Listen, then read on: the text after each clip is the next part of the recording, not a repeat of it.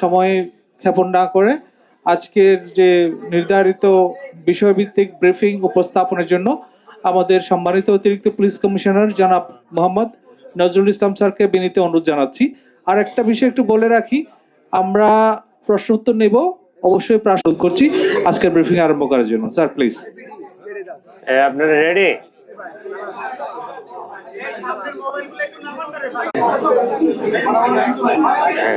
ওই সবাই সাউন্ড করতেছে। বিসমিল্লাহির রহমানির রহিম। ইলেকট্রনিক ও প্রিন্ট মিডিয়ার প্রিয় সাংবাদিকবৃন্দ, আসসালামু আলাইকুম। আশা করি আপনারা ভালো আছেন। আপনারা জানেন, গত 12 ডিসেম্বর 2025 দুপুর আনুমানিক 1420 ঘটিকার সময় পল্টন থানাস্থ বিজয়নগর বক্স কালভার্ট এলাকায় মোটরসাইকেল আরোহী দুর্বৃত্তের গুলিতে ইনকিলাব মঞ্চের মুখপাত্র জনাব শরীফ উসমান বিন হাদি গুলিবিদ্ধ হন। দ্রুতই তাকে ঢাকা মেডিকেল কলেজ হাসপাতালে প্রেরণ করা হয়। পরবর্তীতে রাজধানীর একটি বেসরকারি হাসপাতাল এভার কেয়ারে ভর্তি করা হয়। পরবর্তীতে উন্নত চিকিৎসার জন্য এয়ার অ্যাম্বুলেন্স যোগে তাকে সিঙ্গাপুর মোটরসাইকেল চালক মোহাম্মদ আলমগীর শেখকে শনাক্ত করা হয়। তাৎক্ষণিক তাদের গ্রেফতারের জন্য আইন শৃঙ্খলা বাহিনীর একাধিক টিম সাভার, হেমায়েতপুর, আগারগাঁও, নরসিংদীতে অভিযান পরিচালনা করে।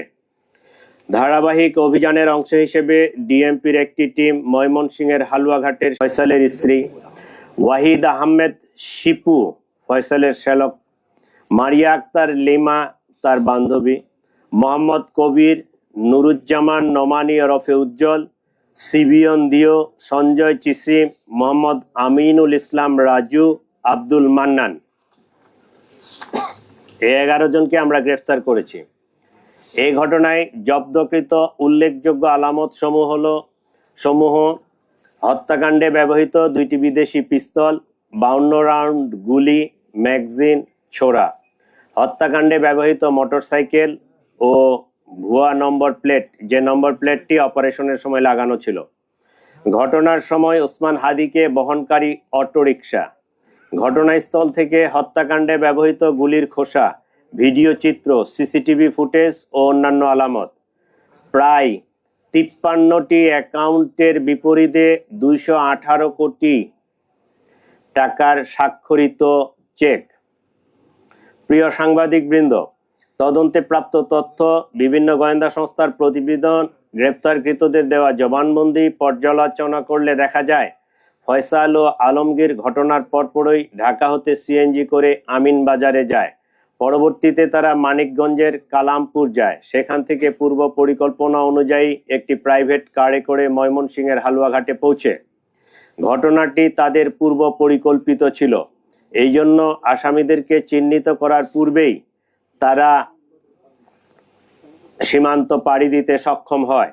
হালুয়াঘাটের পূর্বে মুন ফিলিং স্টেশনে জনৈক ফিলিপ এবং সঞ্জয় তাদেরকে গ্রহণ করার জন্য অপেক্ষা করতে থাকে। ফিলিপ তাকে সীমান্ত পার করে ভারতের মেঘালয় রাজ্যে জনৈক পুত্তির নিকট হস্তান্তর করে। পুত্তি এক ট্যাক্সি ড্রাইভার স্বামীর কাছে তাদেরকে হস্তান্তর করে। স্বামী মেঘালয় রাজ্যের তুরা নামক একটি শহর আছে, সেই শহরে তাদেরকে পৌঁছে দেয়।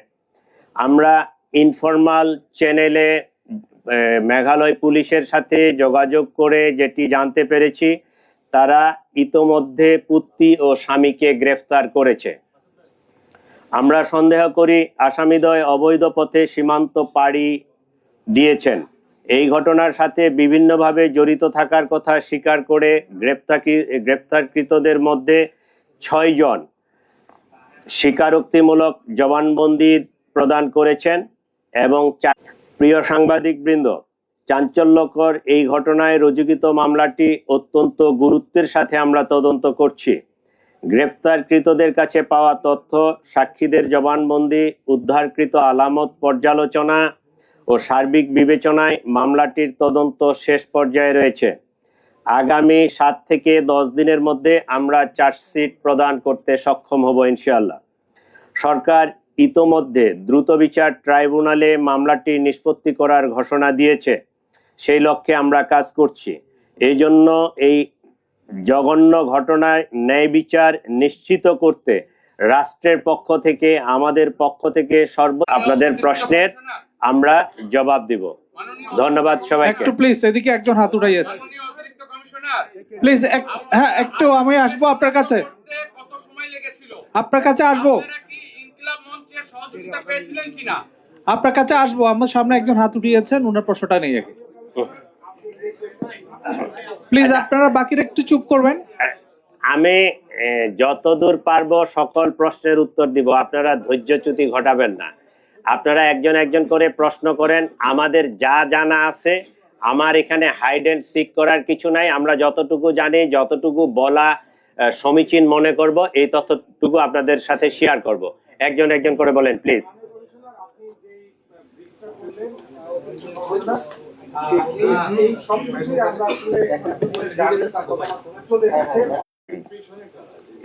যেহেতু মূল আসামিটা ধরা পড়ে নাই, বাকি যে